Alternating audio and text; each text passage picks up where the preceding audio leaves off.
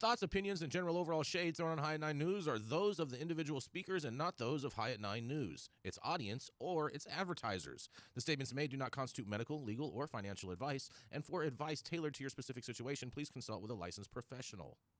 Welcome to the High at 9 News Hour, where you will hear from cannabis industry experts and professionals from around the country talk about important topics while shining light on global issues and discussing cannabis as it relates to politics, regulation and reform, data and technology, science, research and medicine, family and parenting, art, celebrities and entertainment, fitness, sports, mental health and wellness, and plant-based medicines and entheogenics. Together, we are building a stronger community, fighting the stigma and creating change. With your hosts, Jason Beck and Rico Lamitte, joined by special industry expert correspondents from around the country, and daily antics brought to you by Cannabis. Coming to you live every Monday through Friday at 9 a.m. Pacific Time and high noon on the East Coast. And thank you all for getting high at 9 with us.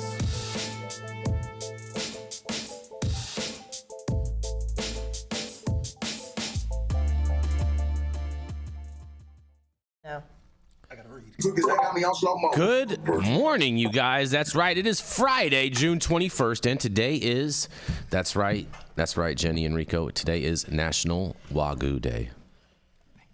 Yes, shout out to all the Wagyu and all the super chats that everyone has helped out with to provide for my Wagyu habit. It's also National Smoothie Day, National Arizona Day. I think it should have been National Arizona Iced Tea Day, but nonetheless. It's also National Day of the Gong, Rico. National Selfie Day. And it's also Go Skateboarding Day. Are you going to do an ollie and a kickflip today, Rico? I think so. No? Okay, all right, fair enough. So? Well, thank you all for joining us and getting high at 9 with us. It's also high noon on the East Coast, and please remember to like, share, and subscribe to us on all social media platforms. You can look up above on your screen to see exactly where we live on the internet, and we are live every Monday through Friday on YouTube, Rumble, Twitch, Twitter, Instagram, Facebook, and on our very own website at www.highat9news.com. But kicking it off first, that's right. You want to kick it off, Rico? You kicking it off? You ready? Let's kick it off. All right. We have the dope dad himself, who is not changing diapers today. He is here in studio with us. He was just recently counting a whole bunch of happy cabbage, and now he's sitting here to deliver the news. That's right. It is the dope dad himself, Mr. Rico Lamitte. Live and in the flesh, baby. Yes, live over here. Yes. Good to be like the, white, dark, light. It's just, melanated. Let's see your hair. How's your hair look today, Rico? How's your hair look today? How's your hair look today? My hair's looking good, man. It's almost kind of like it's less like an open Oreo. You know what I mean? Like an open Oreo? Yeah, open Oreo. You know when you twist the top off and you put the other top behind the other top. You know what I mean? Yeah, Jason doesn't really know how black hair works. So how's it work? I have a hat on. Let me guess, it grows. It's okay. Everybody at home before a couple times when I came on the show, I took my hat off. Everybody thought I was bald anyway. So. Rico, are you going to the beach today? Because it looks like a beach day. Life's a beach, Jason. Life's a beach. You're really taking that middle seat on the plane mentality and taking both our armrests. Yeah, you put me in the middle seat on the plane. Like, people don't understand. I got broad shoulders. We put you to the right, but it's gonna be all right. It's just good to be in the middle of things, in the thick of it, if you will. In the thick thick of it. Being in the thick of it. Let's talk about what's really going on in New York. Oh, I can't wait. A slight update to yesterday's story. Oh, yes. Jimmy Devine did the good work. Shout out to Jimmy Devine. Big shout out to Jimmy Devine. Yes. Doing the good work over there at High Times. And he dedicated his story to talking about what really went down on the streets of New York on Juneteenth. So common sense would lead you to believe that a left-leaning, supposedly... Hear him? You got to pull this closer. Here, go ahead. Okay. There we go. Is that better? Yes. Better? That actually sounds way better. Yes. Okay. So common sense would lead you to believe that a left-leaning, supposedly pro-pot governor and champion of social equity initiatives would have spent Juneteenth in the trenches with the people. Supporting black-owned retailers, making, some vague pandering statements as politicians do, equating social equity to the Emancipation Proclamation or some shit like that. Same performative bullshit. Politicians love checking off their to-do lists for photo ops, showing genuine connection to the people, they do it all for the gram. It's all for the photo op, right? As we've seen, especially in New York. But for some reason, New York Governor Kathy Hochul's team did not pop out, and she was not invited to any cookouts, and she did not hop in to any of those cookouts uninvited either. Well, that's because she doesn't buy anything when she goes to stores. Yeah, well, she's a governor. She can still. She doesn't know the auntie dance. What's that? She doesn't know how to do the auntie dance. She got to do the auntie dance. No. Someone got to teach her how to do something. Maybe take her to Africa. I don't know. Can we leave her? Oh, wow. But Hochul's team instead chose to use this year's Freedom Day to take a premature victory lap, celebrating her administration's leadership behind the alleged closure of more than 100 trap shops, seizing a claimed $30 million in unregulated product. They also announced legal state cannabis sales were up 27% in the same period, without citing exactly where those numbers were coming from and how it was calculated. Clearly taking credit for something the administration had little, if nothing, to do with. And why I told you all yesterday that something was up with those numbers, and we all agreed.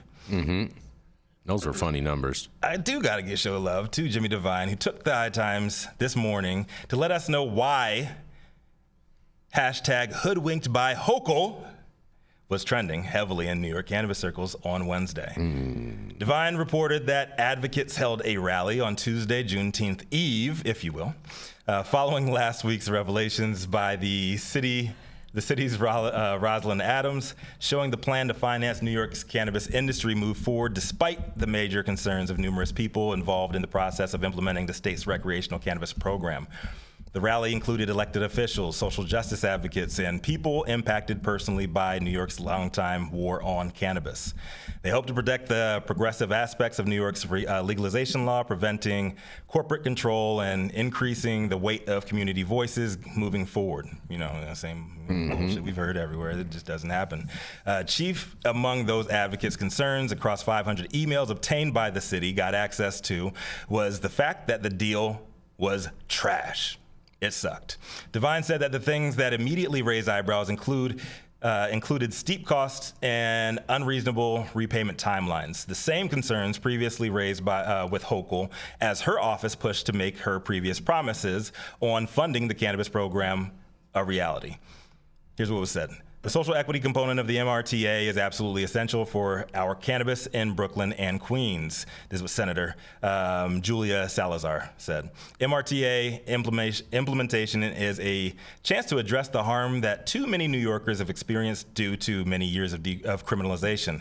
But the encroachment of big cannabis corporations in the New York market poses a threat to MRTA's success, especially for small legal cannabis businesses. For the good intent of MRTA to become a reality for more communities of color and justice-impacted New Yorkers, we need Governor Hochul to allow the Cannabis Control Board to function as an independent body, and for the Office of Cannabis Management to be empowered to continue to implement the MRTA equitability. Salazar hit the nail on the heart in terms of who should be taking the lead.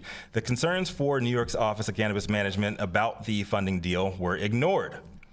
Following the struggle for New York to provide true access statewide, the OCM was thrown under the bus for the state's failure, despite raising numerous red flags that they found and raised about the Chicago Atlantic Group deal. The city noted that an OCM official, a financial analyst, used all caps to note how bad the deal really was. Devine continued to point out that the Drug Policy Alliance, DPA, calls New York City home and has been at the forefront of the work to get New York legal over the years. When the news broke, DPA Executive Director Cassandra Frederic, great name there. That's why. Great name. That's why New York's such a mess. Jesus. Straight up. Clean that shit up. It's true. Right. Director Cassandra Frederic offered a scathing critique of Hochul's administration, deciding to move forward with a predatory lender that exploited black and brown cannabis licensees while keeping lawmakers in the dark. Per the article, Frederic called the Hochul administration's mishandling of the legal marijuana rollout deeply concerning and strikingly echoed the governor's congestion pricing reversal. In both instances, she bypassed the legislature's will and rejected agency expertise to enact sweeping changes without a concrete plan. It's also now clear that her administration knew of Dasney's failures to build retail space and ignored repeated warnings from the Office of Cannabis Management about predatory loans harming mostly black and brown licensees. Instead of addressing these issues, the Hochul administration agreed to unfavorable loan terms with a disreputable creditor and then scapegoated the former OCM leader for the rollout's failures. She then went on to note how devastating this was to the communities of color most decimated by the war on drugs. What Governor Hochul calls social equity has only made cannabis licensees more vulnerable to exploitation. Our communities deserve better, real equity, real opportunities, and an administration that actually follows the law's intent. The governor must present a clear plan for delivering the next phase of our justice-centered cannabis framework in accordance with the law. Advocate, activist, and also founder and director of drug policy think tank Parabola Center, the one and only Shailene Title, shared a few surprisingly balanced thoughts with Divine in High Times on the latest New York social equity drama. Here's what she had to say. The governor's narrative that the Office of Cannabis Management was inexperienced deserves further examination. The new evidence shows that the governor's office ignored OCM's warnings and moved ahead with a failed initiative and then used the OCM and its leadership as a scapegoat. We called that, do we not? Many times. But she also noted that any fair evaluation of New York's rollout, comparing its metrics against its own goals and metrics in other states, demonstrates that New York leads the nation in terms of racial equity in cannabis. Not surprising, given its staff has been led by some of the country's top experts on cannabis and equity, data, civil rights law, and antitrust law, end quote.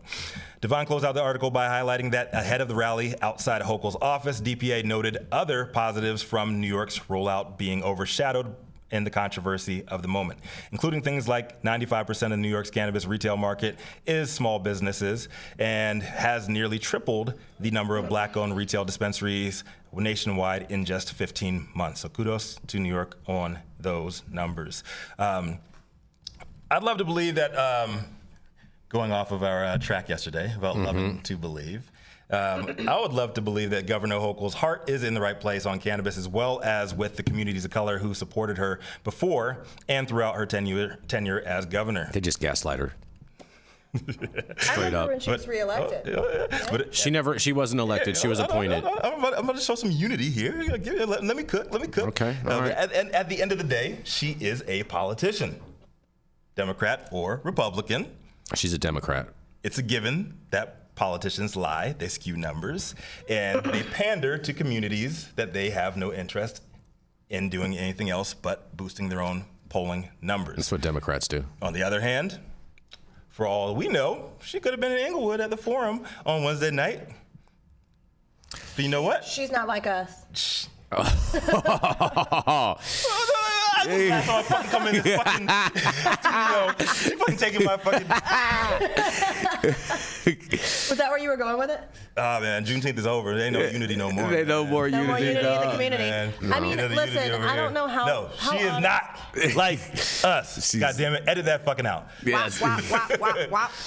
How honest can I be, Jason? Because I remember when she was made official that she was coming back in and what was going to go on with the OCM. And I was sitting at West Hollywood Soho House with someone who was very close to her, and it stated that they already had contracts for a lot of these things that didn't exist yet. So, I mean, like, I think, yeah, Rico, she's a politician, and her pockets were padded. She was pushed to do all this padlock, protect, because the children, the children in her household maybe, because somebody paid her and pushed because it wasn't happening soon enough. So they moved forward with a stupid unconstitutional fucking plan and violated everybody's rights on a Tuesday. Somebody's got to save the children, though. Well, hold on. We do have to make a couple quick notes. We do want to send a big shout out to the C word with a big old super chat who says, "Be nicer to New York. Their weed is terrible." Yes, and we also want to send another big thank you to Miss Leah Patrick, who also says disabled medical patients should have access to safe housing and safe medicines and be able to grow it. Not safe banking, though. Well, I mean, if they're able to grow it, they don't necessarily need safe banking because they can just collect that cash and just bank it at their house, put it underneath their mattress. True, they don't need to show it. Mm-hmm. Thank you all for those super chats. We appreciate the support. Very much. We really appreciate that. What I want to say here, man, about these politicians and everything, you can't like lay everything on them, but calling them out for shit like this is essential. The reason why they were touting those numbers, they were being loud as possible about those on Juneteenth when they should have been with the people, was because this was going on right outside of her office. And so her team, her PR team, their struggles and everything, guess what? We're up 27%. Guess what? We've got all these wins that are going on. Guess what? We shut down all these the illegal dispensaries. That's why they made all the noise to drown out what was really going on the street. So that's why I'm big love to Jimmy Devine for putting this out there and everybody else who covered the real shit that's going on the ground. Shout out, Jimmy. Where's Adam? You want to bring everybody in? Let's bring everyone in. I want to hear what Dr. T has to say on this right here. I love it, man. Yeah. I didn't mean to steal that. Listen. Yeah, it's messed up. You did that. Dr. T, New York, the hot mess that it is. What do you think about this, Dr. T? Yeah. Well, my training is in science and medicine, not really politics. But I would say that, I try to give everyone a chance. One love. I'm hoping that she does a better job. I would, if she's listening, I would suggest that she puts a sign-up sheet outside of the Office of Cannabis Control, have everybody sign up who wants to have a license and give it all out. Get the people served first, and then start regulating them one at a time. So rather than this backwards way. So you subscribe to the model of like let all the bodegas have a license. Correct. Okay, I'm not mad at that. I'm not that mad at that feeling at all. I mean, you know what that would lead to? Deli style. That would lead to deli style. That would be fantastic. Deli style in New York makes sense to me. Chopped cheese. But they would never be able to control it with a track and trace system like how they have with all those different retailers. That would just be a nightmare for them. Metric would probably crash constantly. Oh, it would be just because it doesn't already. Exactly. Servers in Florida. They have BioTrack in New York, so it wouldn't be a problem for them. BioTrack's even worse than Metric. The second thing they need to do is to open up their borders to people bringing cannabis in from the outside, because that's what's happening right now. Well, anyway, you know what, Dr. T, on that, and here we're going to go into a little bit of science on this for you, Dr. T. But until we have a baseline federal minimum for testing requirements, we cannot have interstate commerce at all, because you can't have a vape cart that tests clean in California and won't test clean in Oregon or vice versa or things like that and allow for interstate commerce. You have to have a federal baseline minimum for testing, and we don't have that, and we're not even close to getting there. Right. But we spent about like $20 million. Why can't New York test? A Republican trying to. What's that? Borders. New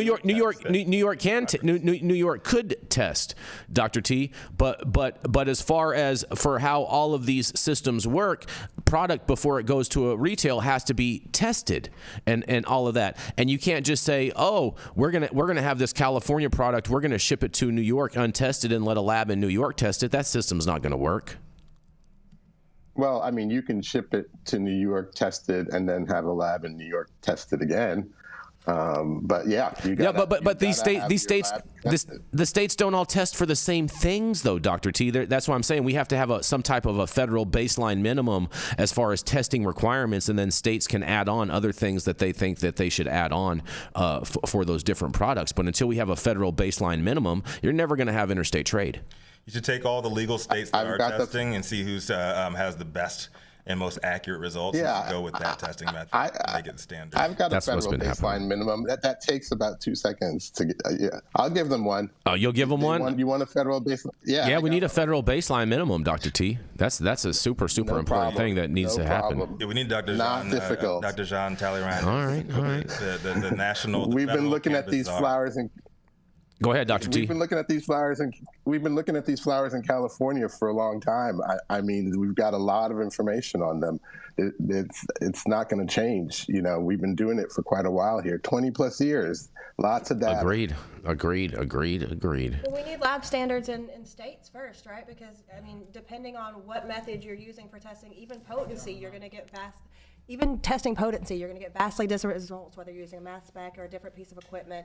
It's also very, very, very Right. delicate equipment. So we're going to need to come together and actually find metrics for what our standards are for testing, period, right? A lot of these things that we're testing for new cannabinoids and things like that, because people don't want to pay for them. These extra tests are expensive. They're going to take different media than other things. So we're going to have to figure out what's required, even at a state level, how to do that on a consistent basis, accurate basis, come up with one method and one standardized situation for everything across the board. And we can't even do that state specific right now or lab to lab. So it's going to Well, isn't that what California's doing? They changed the regulations to standardized testing in trying to do California, it. right? Well, that's why. Yeah, they're trying. They're numbers- trying to do it. They're trying to initiate that, but They're trying. It's still very difficult to get those methods validated because the entity that's doing it is struggling a bit. Yeah, the central problem with all of this is that the potencies are reported on a dry weight basis. However, none of the cannabis sold is sold bone dry. So that means the lab has to dry the cannabis sample. And therein lies all of the error, because each lab have different SOPs for drying that sample. And guess what? The way the labs make money is they get as many samples through that process as they possibly can, right? So that means they dry them really quick. And when you dry cannabis, you not only remove water, guess what? You remove other volatiles like terpenes. And all of that drives your THC number up, because what was containing water, terpenes, all the water and terpenes are gone, right? So that's how you can basically get a higher THC number by, and when they do these drying techniques too, the thing that's problematic there is that if they do it quickly, they'll actually end up decarboxylating. And when you decarboxylate, you also lose weight. So that's part of the problem why it's problematic. Pairwise comparisons between any two labs, let alone across an entire state. Well, the problem's not insurmountable, though. You know, it's just a protocol issue. You create the right protocol, we all follow it. Part of the pressure is, again, having a metric for the transaction of large quantities of product. THC is that metric, right? What's the THC potency? So there's a lot of, sort of fingers in the kettle to basically move that THC number up, because the higher the THC number, the higher value that material would obtain. Perceived value. Now, when the extractor right, but when the extractor gets that and it's based on some artificially inflated number and based on like 20% THC, we should get 10 kilos out of this batch and we're only getting 5 kilos. Well, that tells you again that there's a lot of numbers that aren't, lining up because of the pressures of prohibition. They gotta hang their number on, or have to hang their hat on some number, and the number is the THC number, unfortunately. Fair enough. And on that, we got to keep this train rolling. We got to roll into a commercial, and we're going to be right back. Oh man, that was weird. Hey, you America. Do I look like Sean Connery?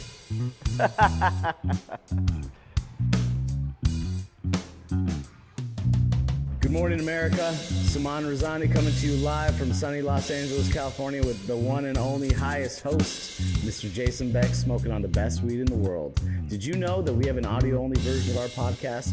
You can find it on Apple, Google, Amazon, iHeartRadio, and Spotify. No excuses in 2024. If you haven't checked us out, check it out now. And also, check out what the Prophet's doing in 2024. Toes up in this shit. Rico thinks he's a hurdler. 3-time world state champion, man. 3-time state champion, but that's in Virginia. What year was that? In 70s. 99 through 01. Do you know what I was doing in 1999? We don't know. We got to keep this rolling, Jenny. 6th grade. Yeah. Up next, we have the highest Republican in every room. We have the man also known as White Gucci in Detroit. He's known as Gucci Blanco down in Miami. And yes. If you hear them say it twice, it's Gucci Blanco. And then when he comes around these parts out in Long Beach, they know him as Swoop. El Feche. Oh, boy. Coming to the stage, none other than oh, boy. Jason Beck. Oh, yeah. Good morning, everybody. I hope you all are happy Friday, everybody out there. Man, oh, man, oh, man. So this story involves and has quotes from one of our fellow correspondents here at High and High News, Mr. Luke Scarmazzo. So we want to give Luke some props on this article coming out. And the title of the article, you guys. Man who spent 14 years in federal prison challenges Trump and Biden on cannabis reform, you guys. That's right. Luke Scarmazzo says it's quite obvious that the Biden campaign is using cannabis reform to boost his campaign in this high-stakes election. That's right, you guys. In another quote, there are still 3,000 people incarcerated in federal prison for cannabis, and moving cannabis to Schedule 3 does not change their sentences, says Luke Scarmazzo, a cannabis entrepreneur who recently released from federal prison after 14 years from running a state legal cannabis dispensary back in 2006. While President Biden has issued some pardon proclamations, the real-world impact of the Biden administration's cannabis pardons is a net zero. No one was released from prison by the recent proclamations from the Biden administration, and the Biden administration has not yet released a single person from prison who has a marijuana-only offense. Both Presidents Biden and Trump have publicly pandered on this issue for political support, but neither has gone far enough to end the injustice, he says. Scarmazzo authored a book about his ordeal, High Price, which is available in Amazon and everywhere else you buy books, by Luke Scarmazzo. And in 2024, the Flower Valley Press released it, including the sentence communication he was promised by the Trump administration, which was on President Trump's desk the day of Biden's inauguration. In a quote, President Trump had the opportunity to commute my sentence. It was actually approved, and they called my parents and told them to get ready because your son is coming home. And yet last minute, due to outside pressures, my communication was pulled, and I sat in prison for 4 more years. Scarmazzo says. Scarmazzo was ultimately released in 2023 by a federal judge and has gone on to start another state legal cannabis business, Profit. He adds that it is quite obvious that the Biden administration is using cannabis reform to boost its campaign in this high-stakes election, and Scarmazzo is challenging the president to use his platform now to make real change in lives of the 3,000 federal prisoners still serving time for nonviolent cannabis crimes. In a quote, to truly make progress on this front, all President Biden would have to do is issue a mass communication to every man and woman who's incarcerated for cannabis in a federal prison. We must demand that President Biden fulfill his campaign promise to release everyone who's incarcerated for cannabis and expunge their records, he says. He adds that President Biden could take a cue from Maryland Governor Wes Moore, who recently announced 175,000 pardons of nonviolent state cannabis crimes. In a quote, Governor Moore is leading the charge by issuing mass pardons for cannabis offenders, including people with sales convictions, and not waiting on the White House to act. Scarmazzo adds that he is cautiously optimistic about either President Trump or President Biden being reelected because they both have a track record of promising reform to pander to votes despite forging meaningful change, and both can and should be pressed to bring home prisoners during this election. He notes that right now, however, President Biden has the ability to make the greatest impact, and former federal prisoners like himself would love to come to the table and help guide more meaningful reform, he says. Well, Luke, I do want to thank you for all of your advocacy in regards to this, and I totally agree that we do need to bring these men and women home. And not only that, I think Biden has done a lot more pandering than Trump, because Trump, but nonetheless, I'm not going to go into all that tangent. I want to hear what you guys have to say. And this is Jason Beck for the High at 9 News Hour. What do y'all think about this? See, all that unity that I brought together in the last story, now you're just trying to make it I'm a very... Let's just keep it real. Like, that politicians pander. That's what they do. No, they don't. It's their job is to pander. No, they're not. Their job is to raise funds. That's their job, is to raise money. That's their number one job as a politician. To raise money. Well, to be fair, President Your Trump job is to serve the people that have stuffed money into their pockets. That's the job 100%. description. That's the job description. Hey, what do we all do? We work for the people that pay us, right? Fair enough. Fair enough. I get it, but I mean, so we should fire them. We should fire them or stop paying them. Burn it down. Listen, so I mean, I think that, and also it's a commutation. So I mean, as far as commuting the sentences, President Trump, I believe, did commute his sentence, and then after that, why do you think that was scaled back? I mean, that's really, I couldn't imagine as a mother having someone calling me, telling me my son's coming home, and then being like, "Just kidding, you got goose." That's awful. To the BOP, the Bureau of Prisons. To my understanding, Luke's and others got kind of like sidebarred at the last minute in the 11th hour in regards by the Bureau of Prisons, and so that is to my understanding. Big shout out to Corvain Cooper got the 11th hour. Exactly, Corvain got released, and so Trump. In all fairness, and Trump has released more cannabis prisoners than Biden has. 100%. I don't know. I'm gonna check those numbers, and I'll have an update. You can check them on a second. Because he stated even in the article that no one was freed from Biden's pardon. So that way, no one got out of jail. So therefore, like his number is a big fat goose eggs. Rico. No, I think they literally one-upped him. I think like a couple of months ago. They literally releasing just enough to beat Trump in the numbers. I don't know. I think it was some bullshit. Well, let's check. We can all agree on that. Let's definitely check, because I think that it was very interesting that his was much more of a pomp and circumstance kind of pardon, because no one is in federal penitentiary for simple possession, and so we knew no one was getting out. Mm-hmm. Still, people celebrated. You guys, you got to do better. Please be smarter. Mathieu St. Germain, what do you think about this? Oh, hey guys, am I on? Yeah, I was trying to make rabbit ears behind Rico. I just got moved. That's cute. That's cute. I mean, I think all drug war prisoners should be released, and I think I think we should round the cannabis prisoners in the same bin as the psychedelic prisoners as well. I think they should all be released. I'm not. We should abolish money. We should have dance parties in the streets. How would people know how to count? We should take all the intercontinental ballistic missiles and we should turn them into subwoofers. Happy Friday. Interesting. Wouldn't they just turn those into like Burning Man activations, though, Mathieu St. Germain? Let's. Yes, I propose that we do so. Just saying. Mm-hmm. I second. Oh, look at that! Fewer people have died at Burning Man than in the last U.S. war. Guaranteed. It's fair enough. And there's no water out there. That is usually what happens. You got to bring all of your own everything. Mm-hmm. We do have water. You have a well out there, Elise? No, but we bring a big water tank. Exactly. See, you guys bring it. You guys gotta cart it out there. You gotta lug it out there. But we leave no trace. You leave no trace. Except all those bicycles. Mm-hmm. Exactly.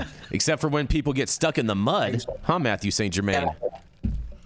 Oh, bro, that was just all the panickers, bro. Everybody who knew better and just stood still had a great time. Mm-hmm. I will just never laughing forget at all those Diplo dummies. in the back of the truck. Fair enough. We're going to keep this train rolling. We're going to roll on into Dr. Gene Talleyrand. He is the man with a plan. He's the founder of the CESC and of Medican, where you should be getting your recommendations from. He's been writing recommendations so long that he probably wrote your parents' and your grandparents' recommendations as well. That's right. Here to change the narrative is none other than Dr. Gene Talleyrand.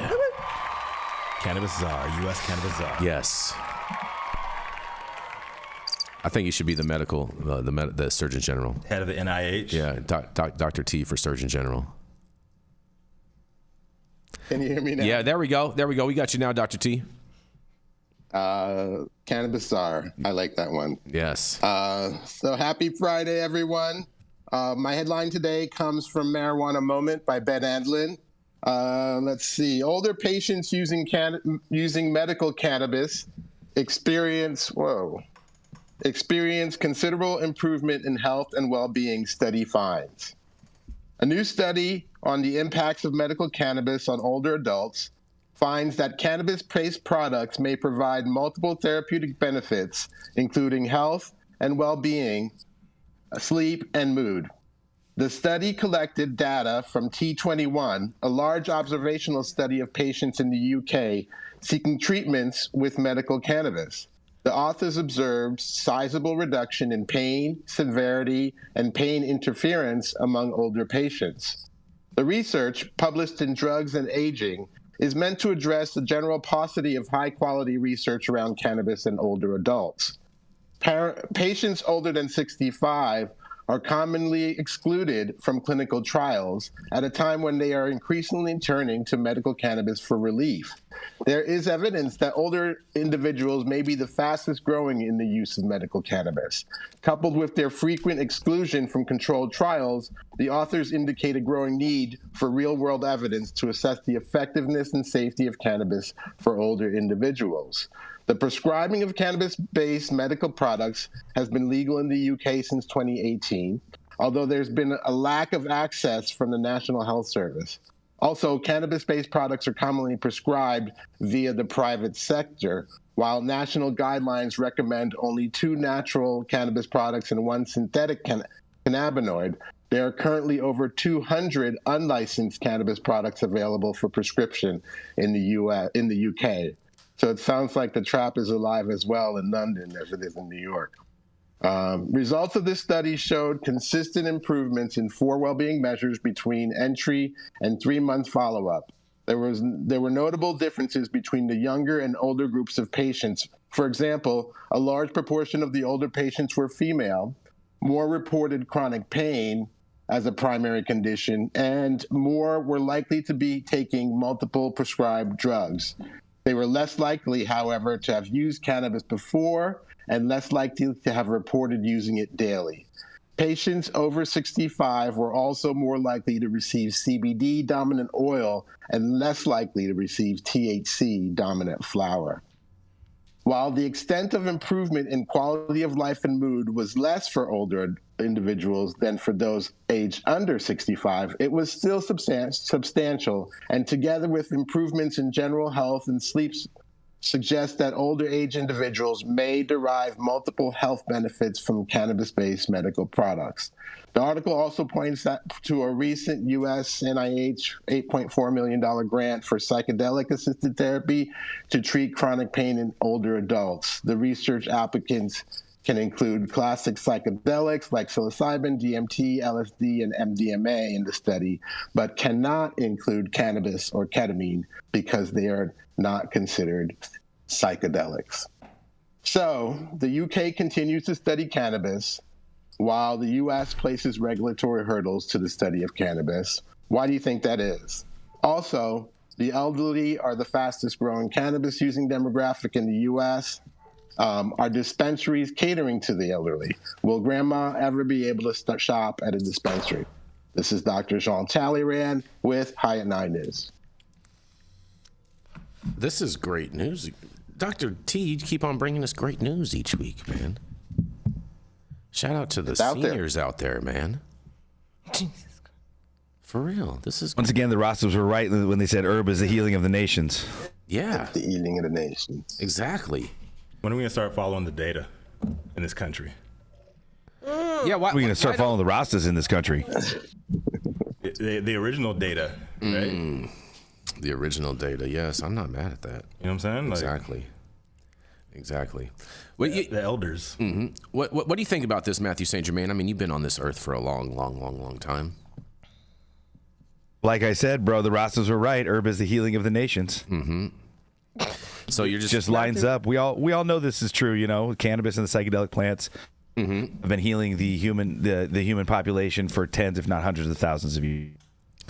That part's. And why do you think the government is considering cannabis and ketamine not psychedelic? That was a strange comment, a strange grant. I mean, doctor, I don't consider that doesn't make sense to me. I don't consider cannabis psychedelic personally. Come over to my house, Jay. I'll make you some hash brownies, bro.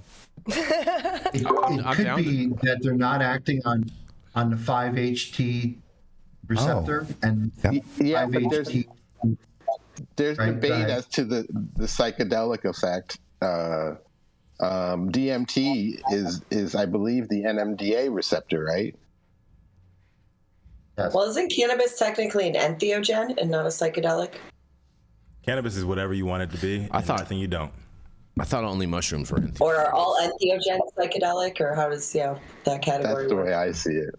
Yeah, I mean, they're all kind of catch-all terms that have been invented to try to classify substances and experiences that really almost defy classification. You know, each one has been manufactured on 10 or 20-year time periods to kind of try to more properly explain what's. I think probably get to a point where there'll be even some newer terms once we have a little bit more science based on what these substances are really doing. At the end of the day, Yeah, and I you're thought going to say cannabis is God. Go ahead, Elise.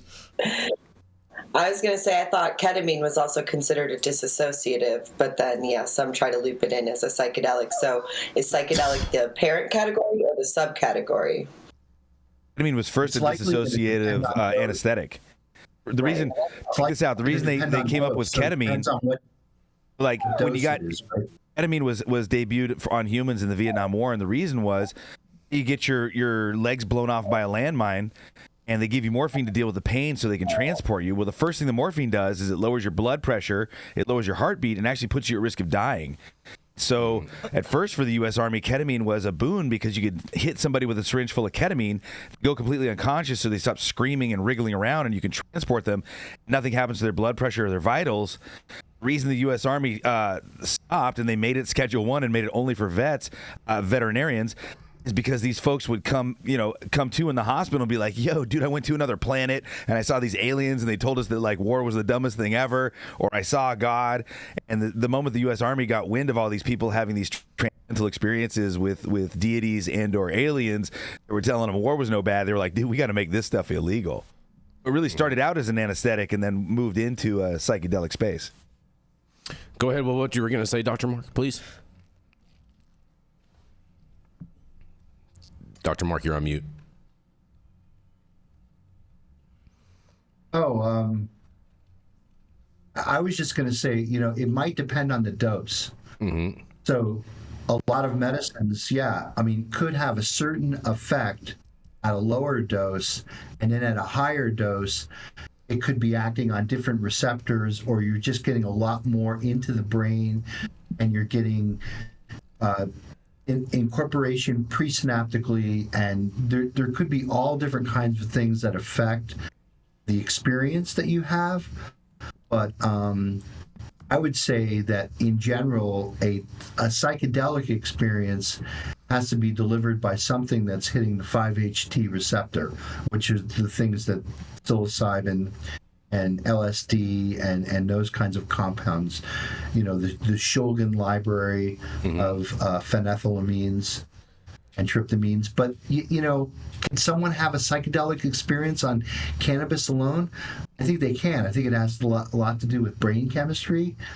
And Dr. T and I have talked about this before, the connection between the endocannabinoid system and the dopaminergic system and the 5-HT. I mean, they're all related. They're all in the brain. You can't affect one without affecting the other. Dr. T, is that fair to say? Or Correct. And there's also been some evidence that there may be dimerization between the 5-HT receptors and the cannabinoid receptors. So that means they're just hanging out together and affecting each other. Is definitely crosstalk. Interesting. Speaking of crosstalk, we're going to roll right into a commercial and we're going to be right back. Crossfaded up. Mm-hmm.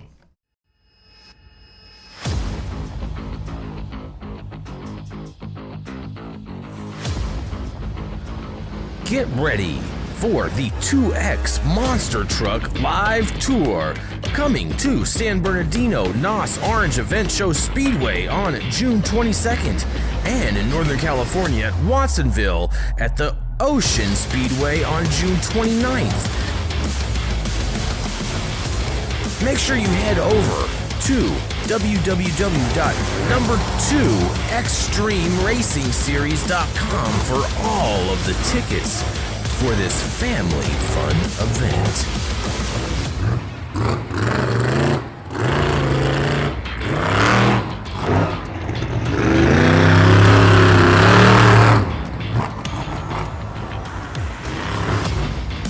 See all the sparks coming on the bottom right now? See what it's brand new?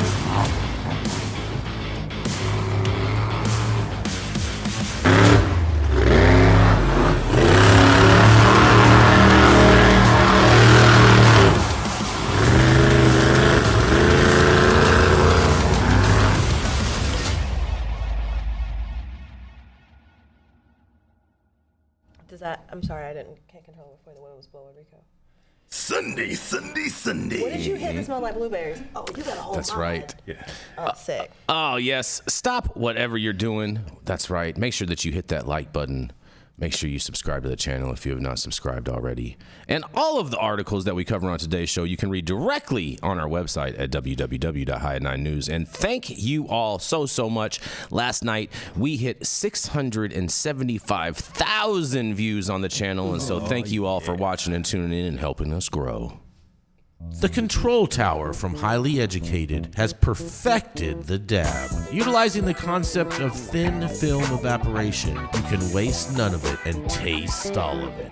The micro texture of the SE pillar increases nucleation at elevated temperatures. And with the tower propelling at 2,600 RPMs, it's certainly the most efficient dab experience to date. The Control Tower from Highly Educated. Thank you, please. And we're back. And we're back. All right, y'all.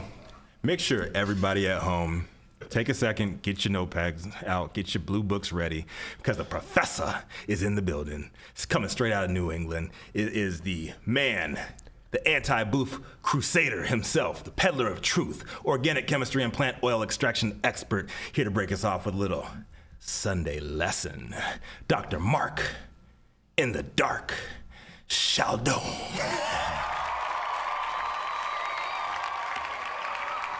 Well, thanks, Rico. Happy Friday, everyone. Hope everyone's having a great week.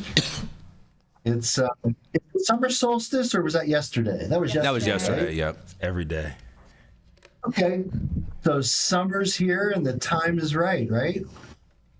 You know, so enjoy your summer. I hope you have great plans for the weekend. Hope the weather is nice where you're at. I got a deep dive into a chemistry paper today to talk about. This is from our friends at Abstracts, Ian Oswald and company. I think Ian's watching. So, hey, Ian, how are you? Covering your paper.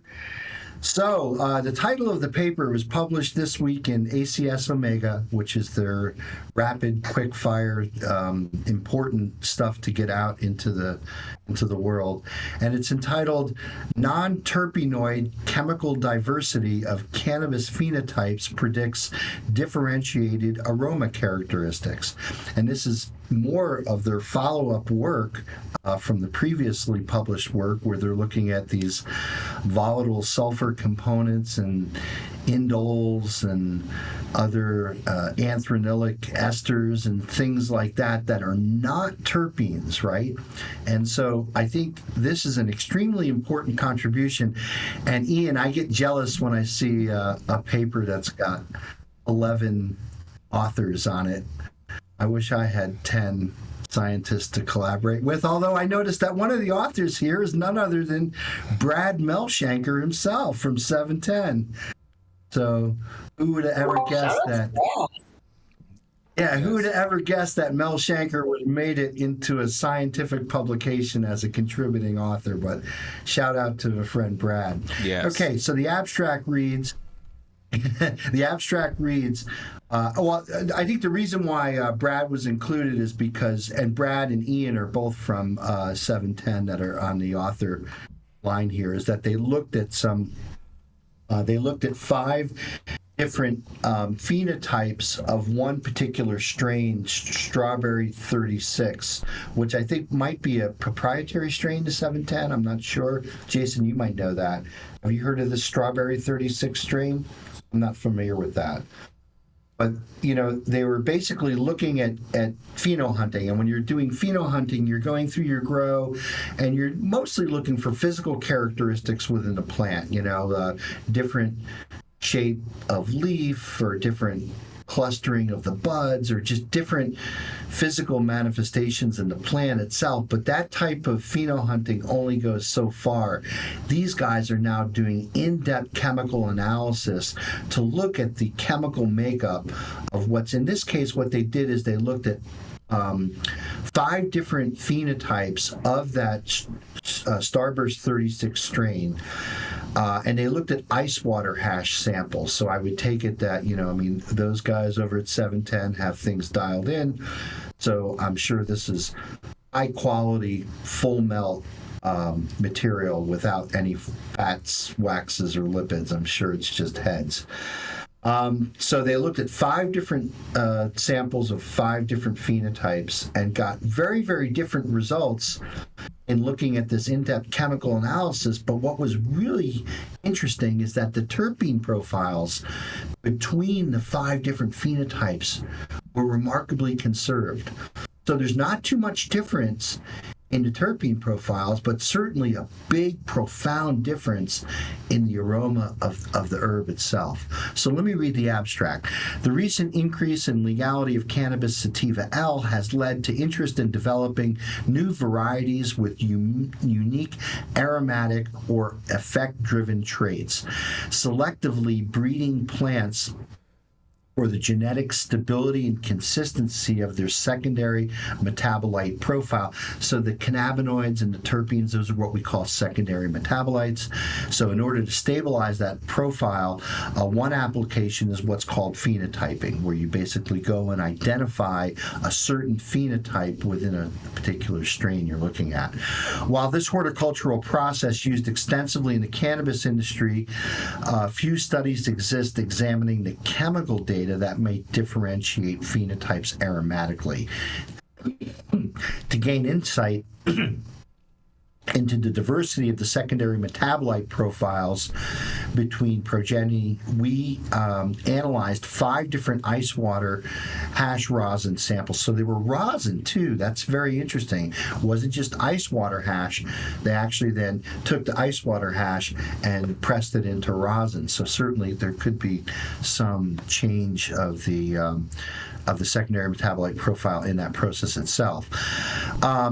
So we analyzed 5 ice water hash rosin samples created from 5 different prototypes of the same crossing using a comprehensive 2-dimensional gas chromatography coupled with time of flight mass spectrometry, flame ionization detection, and sulfur chemiluminescence detection. So these are all the different methods that they're using once they do a gas chromatograph, and they're doing a 2-dimensional gas chromatograph, which is doing a gas chromatograph on a gas chromatograph.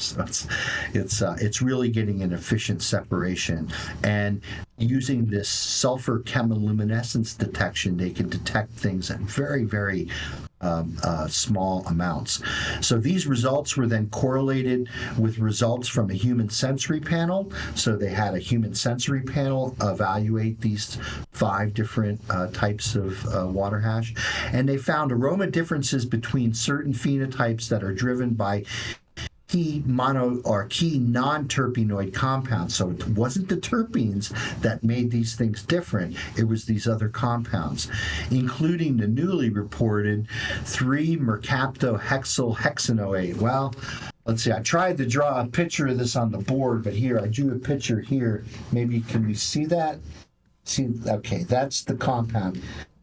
3-mercaptohexylhexanoate. So it's a sulfur-containing ester that is from 2-mercaptohexanol, which I think they previously identified as part of this entourage of sulfur-containing compounds that really have very profound impacts on the aromas. And in this paper, they further identify octanoic and decanoic acids. I did another drawing of these. So here's the octanoic and decanoic acids. What you can see with decanoic acid in particular is that you can make several different isomers. So while they're identifying the molecular weight that corresponds to octanoic and decanoic acid, they depict the what are called the normal isomers in the abstract. But I think at the level they're detecting, I don't think they've actually discerned whether they have branching, because they could have isomers, and there could be essentially a multitude of different decanoic and octanoic acids in there. So I think this is a very, very important study. I think what this shows, again, is that when you're doing phenotyping and you're trying to get a certain aroma in cannabis, you can look at terpene profiles all you want. You really need to dig into the next level of chemical diversity in cannabis, which are these flavorant molecules, which are so potent that they're only there in very, very trace quantities, just kind of like the butane thiol that they put into natural gas to flavor it, so you know if you leave a gas burner on, you can smell natural gas. Well, actually, natural gas has no smell at all, but they add these sulfur compounds as odorants to natural gas, so you'd smell if you left gas on. So I think another interesting tidbit I picked up from this paper is that it's been recently described that D-limonene and linalool can contribute to citral and floral notes in cannabis that are not typically associated with tropical citrus flavors.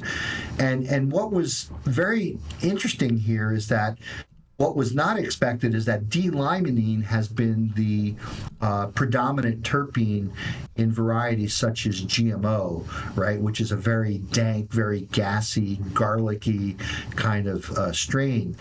But those types of strains don't really have much of a citrusy odor at all. So if limonene is responsible for making the fruity and citrus, why isn't GMO more fruity or citrus, and it's more garlicky? So I think what it says is that these trace compounds, like these volatile sulfur compounds or this octanoic and decanoic acid, are basically more overpowering over the floral and citrusy terpenes to give GMO its really distinct kind of gassy kind of flavor. So I think, yeah, it's a very important study that illustrates why we need talented scientists and chemists and people who really want to dig into the details and work in labs to try to identify and tease out some of the molecules in the plant that are basically responsible. So if you're looking to do plant breeding and you're looking to do phenotyping or phenohunting, you should pay attention to this paper, because I think this paper is going to tell you that looking at terpene profiles alone doesn't tell the entire story. You really got to do the in-depth chemical analysis. And Ian, this is a wonderful piece of work. You guys are doing just such a great job there. I love reading these papers because I learn an incredible amount of information from them. And yeah, that's what I have to say about this paper. Very important paper. It might be over the head of most of our audience, but I think for people who really like to understand what gives cannabis its aroma and its essence, this story here is front and center. So that's the story today from the halls here of Shirey Hall at St. Michael's College in Colchester, Vermont. I'd be interested in what you guys have to say about this paper. Correct me if I'm wrong. This is like the cheese aroma that people Yeah, so what they found in the cheese kind of varieties is that the octanoic and the decanoic acid and the indoles like skatol, which is actually an indole that really brings the essence of feces, if there is such a term. But certainly you've smelled weed before where you're like, hey, did somebody just step in dog shit or something? I mean, so there is a real, correlation to humans and the way that we sense and the way that we're able to determine different aromas. And certainly some people would not want that in their cannabis. I know that my wife likes the very fruity, berry, citrusy flavors. Give me the gas. I don't want the gas. I want it all day long. And so I pay attention to these kinds of molecules, and maybe we'll actually see someday testing labs actually doing routine testing of these sulfur-containing components. They would need to have the sulfur chemiluminescence detector, which costs a lot of money, but if the market requires that, that's how these guys are able to basically put a gas score on herb and concentrates, and I think that's really cool. Because I love the gas, meaty gas. Yeah. Well, another thing I've been reading about, and I'd love to hear you explain it, Dr. Mark, is how stereoisomers of the same terpenes can cause totally different smells. Yeah, they certainly can. So there's two different kinds of pinene. There's beta-pinene and there's alpha-pinene.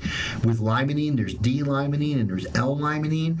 And it's basically a stereoisomer is like a mirror image of the molecule structure, right? It can be. Or it could be just what it could be, Matt, is it could be a molecule with the same building blocks, but just in a different way. Those are kind of like isomers. And so our nose and our sensory system has developed enough sophistication that we can tell one isomer of carvone, which will smell minty, spearminty, and the other isomer of carvone, which has got the essence of caraway seed, which will smell like rye bread.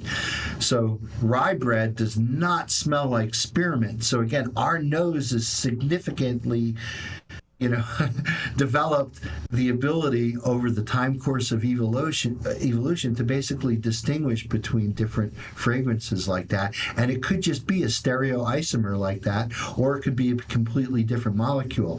The thing that I love here is that if you look at this molecule, this mercapto molecule, the point that you bring up, Matthew, is very important, because this SH carbon bond here is got both R and S configuration. So that means there is a right-handed molecule and a left-handed molecule. And you would think that our nose is significantly sophisticated enough to be able to tell the right-handed molecule from the left-handed molecule. But there's still, that remains to be seen. I reached out to Ian specifically about the chirality at that carbon, and he said, it remains to be seen whether the natural compound is the right-handed or the left-handed, but it's likely that our nose would be able to tell the difference between the two. So, great point. Adam, do you have that picture? We have that picture queued up. I have this picture I want to share with you guys. Since we're talking about cheese, we do want to pay some homage to the creator of the breeder of the cheese weed. And in this picture is myself, Big Buddha, and Kay of Trichome Technologies, who is a big innovator in this space. I mean, this guy is a legend, and he had a 60 Minutes special on growing cannabis in the 80s. Wow. Okay. Shout out to the original. Yeah. And so shout out to Kay. He will make the claim that he was the first one to isolate cannabis terpenes from raw cannabis. And at the Cannabis Cup in 2014, he showed me a little vial of some terpenes, and he says, "Mark, you'll never guess what's in here." And I was like, well, yeah, just give me a sample and I'll run it my instrumentation. I'll tell you exactly what's in there. Yeah, right. He didn't like to hear that. Oh man, but it was funny because when we took this picture, we were walking through the streets of Washington D.C. and Kay is like, you know what I have to do while we're out here, Jason? I said, what's that? He said, I have to take the Pablo Escobar picture. I said, what, the Pablo Escobar picture? He said, yeah. He said, when Pablo Escobar came to the United States one time, he said he went to the White House and got as close to the White House as he could get and took a picture, and he showed me the picture. And then he wanted to recreate that, and we got to be able to recreate that picture with Kay and with Big Buddha. And so rest in peace, Big Buddha, the breeder of the cheese. And it's great to see the work that Abstracts is doing in regards with the research in regards with this cheese aroma. Big love, man. Big love. And on that, we're gonna roll right on in to the Hashinista herself, Miss Elise McRoberts. She loves to smoke hash. She loves to sell rosin. And that's right, she is also an Emerald Cup judge for pre-rolls this year. That's right, it is the Hashinista herself, Miss Elise McRoberts. So spherical. Thank you, Jason. Good morning, everyone. I have a funny story today. I'm calling this a pickle puff piece. And to make that a full alliteration, a Portland pickle puff piece. But here we go. Nonetheless, the Portland Pickles become the first ever sports team to sell THC seltzer at games. Pioneers. So in Portland, Oregon, the Portland Pickles are always taking their iconic summer sports events to new highs in a lot of ways. Most recently by announcing they will be selling THC seltzers at their home games, a first ever for the sports world. Portland's popular baseball team is partnering exclusively with Cycling Frog, a Seattle-based company that makes, you guessed it, hemp-based edibles, including THC beverages. And no joke, that is the end of the article. It is a very short one, but I'm sure we have lots of comments on this. Love to hear what you guys think. I can actually say I've tried this beverage. It came across... someone gave it to me about a year or two ago, and I tried it. I remember it wasn't absolutely horrible, so good for them. And this is cool, right? Normalization. We're getting a plant-based beverage into sports, which has, of course, been dominated by alcohol for so long, which can lead to, of course, a lot of destruction and harm. And, a lot of people would like alternatives in these spaces. So it's pretty cool. Portland leading the charge on that. And I got a lot of love for Portland. Great city, great town. So not surprised that they're going to, kind of kick this off. Do we think we'll see this in California next or other states? Does this exist in Colorado or anywhere else already? What do we think of this? And this is, once again, Elise McRoberts, the Hashinista, reporting live from Marin County, California for High at 9 News. Back to you guys. I think sports arenas would be the perfect place for hemp-derived beverages. If you can't get like actual THC products out there, and you gotta get a D9, get a D9 beverage or a D8 beverage. I think it's a perfect place for it. You gotta have something to chill your ass out. Like those are long ass games that can be boring forever. But don't you think they're just gonna have problems then with a lot of concerts. And they're 4 milligram cans. Sorry to cut you off, but for those who want to know, they're 4 milligrams in the can, and they say it could be a 2 milligram dose for half. What would that equate to in real weed beverages? I mean, is it like similar effect? So like I have 4 milligrams of of a marijuana. No, your average marijuana derived extract infused beverage. I usually equate your average joint to a 20 milligram dose. So 5 cans will be like having a joint. So how much would it cost to get 5 cans since a beer's $28? And you'll probably be right. You'll probably be pissing on yourself before you get high. Yes. Or get high and then piss on yourself. Man, well, this is the probably only thing that's gonna help the beverage industry, cannabis beverage industry overall, is getting deals like this done. Jason, so it's their only hope. Hater. It's their only hope. But shout out to the C word. Why do you hate so much? I'm just honest. Jason's a hater of the cannabis beverages, and he is delusional because cannabis beverages are on an absolute tear. They're the easiest Can I tell you access for people who are not in our industry. And can I tell you why it's not going to be successful? Can I tell you why it's not going to be successful? I'm going to tell you right now. Okay.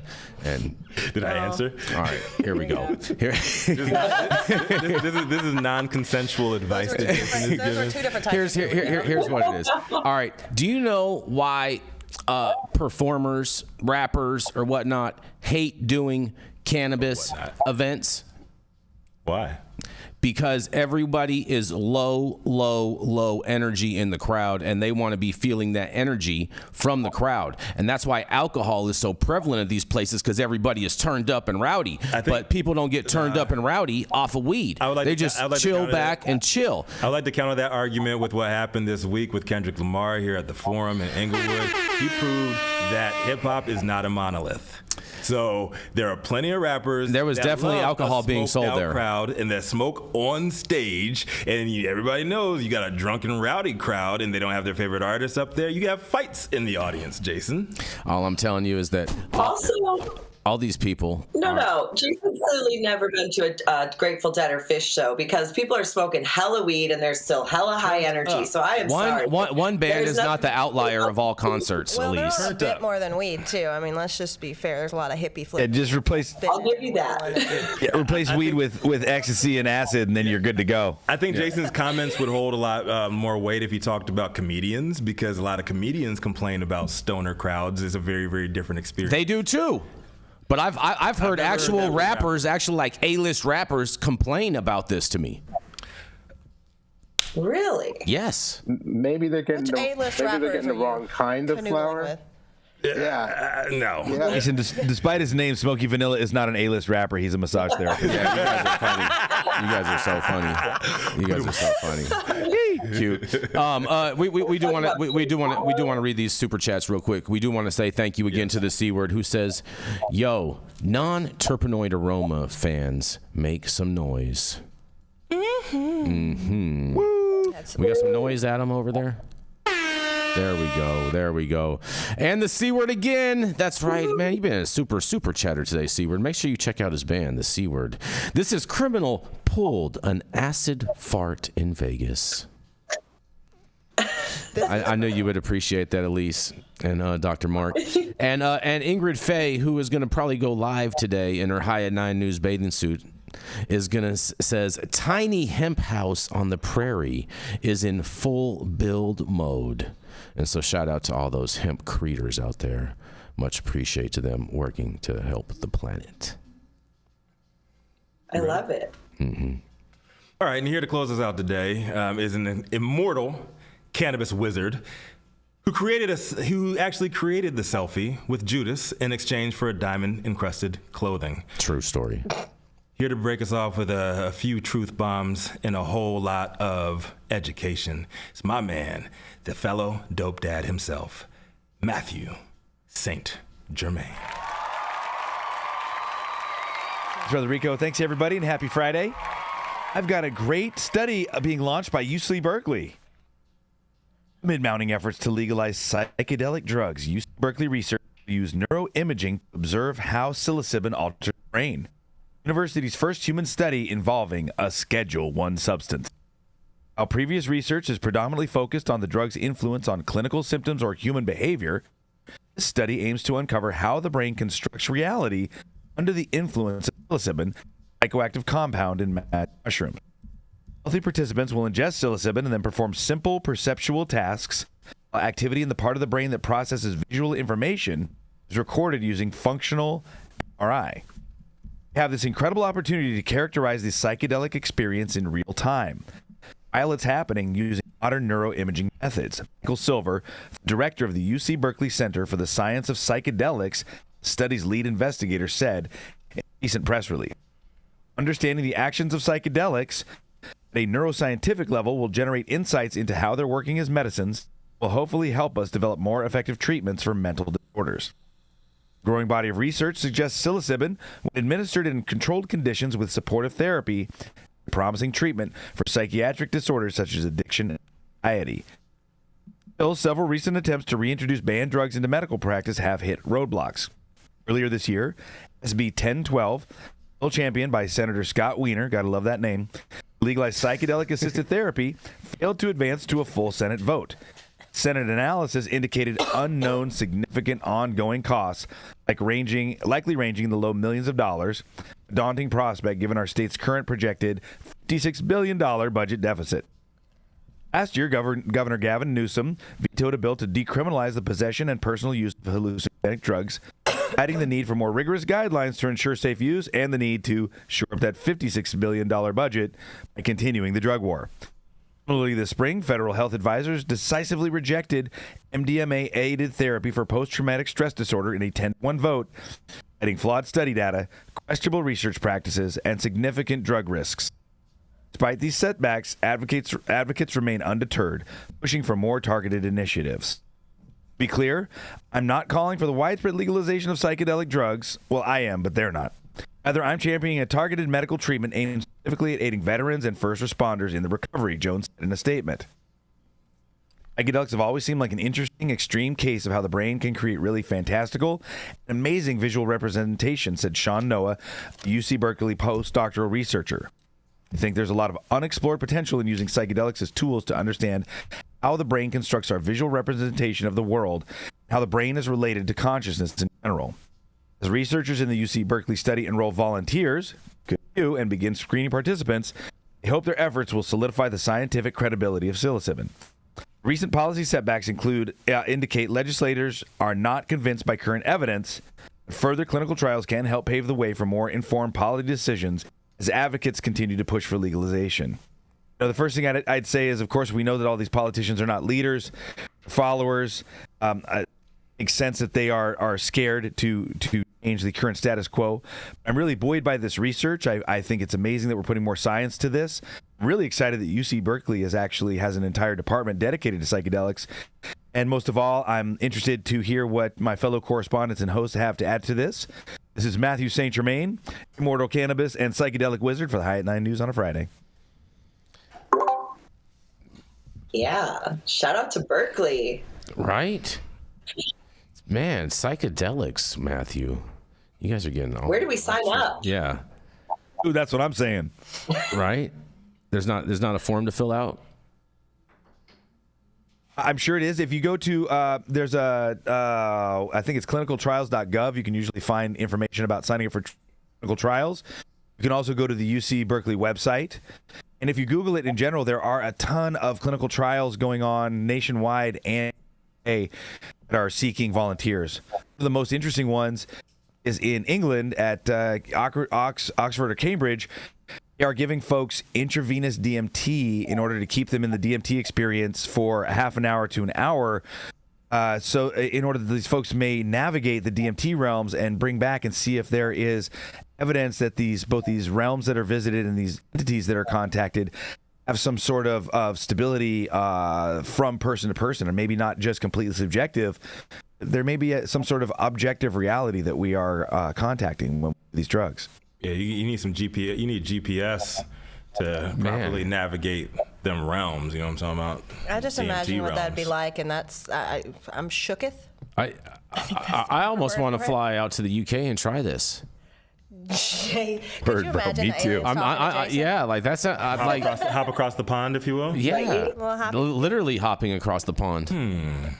Man, then into another sounds. dimension. Yeah, I would be down to I try mean, it's that out. really cool because I fantasized for so long that we would have, government-funded inner astronauts that would go to these psychedelic spaces and bring this information back. Yeah. One of the things I'm most excited about with Neuralink is the hope that we can record the actual yes, that's what I was output thinking. of the visual. No, but that's Exactly. We can record the output of the visual cortex. Slope. Yeah. That's a And slippery really slope, quickly- 'cause, if the government can hack into that shit and they see what some people are thinking. Yeah. Go ahead, finish your I do thought, hear Matthew. that, but so this is a bit of a digression, but decades ago I noticed on on LSD that the thing that made the floor move and the walls breathe and that made a lot of the visual elements happen was actually an overlay of a fractal. And what a fractal is the visual representation of irrational numbers between the whole numbers. Yeah. And each pixel point on a fractal is changing and morphing in color and shape corresponding to how fast that particular equation is moving towards infinity. What this basically means, I think, is that we're seeing a visual overlay of the operating code of the universe. My thought is that if we can hack into the visual cortex and we can actually dump that visual code that we're seeing while we're high on LSD and other psychedelics into a quantum computer, we may actually begin to be able to understand and deconstruct how the space-time universe is created. It could lead to teleportation and the what we really need, which is the Star Trek materializer, or as we call it, the mystery beam me up, burrito Scotty. machine. You push a button and you just materialize a burrito by ending world hunger.